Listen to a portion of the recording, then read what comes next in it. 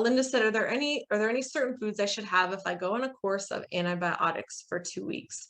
So if you're on antibiotics, depending on the antibiotic, depending on how often you're taking it, you may need to take it with food.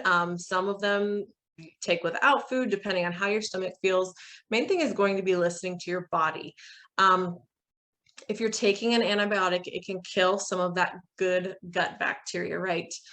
So oftentimes we'll suggest things that have those probiotics or those prebiotics in them so we can still make sure we're getting the good bacteria in there, and still feeding the good bacteria that is there. So maintaining that.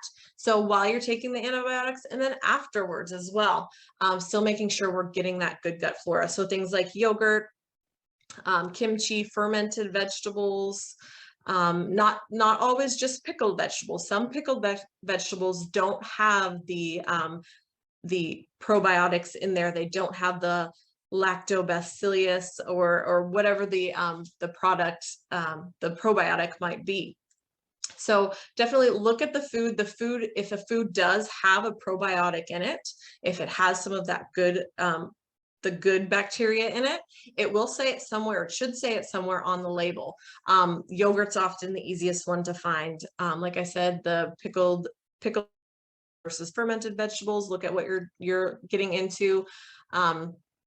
Kombucha tends to have some of that in there. So those are great things. And also if you're on antibiotics, you've probably been sick recently. So making sure you're getting plenty of antioxidants and vitamin C. So superfoods, veggie packed soups, those are some great things to ease back into your body. So you're making sure that you're getting plenty of fluids,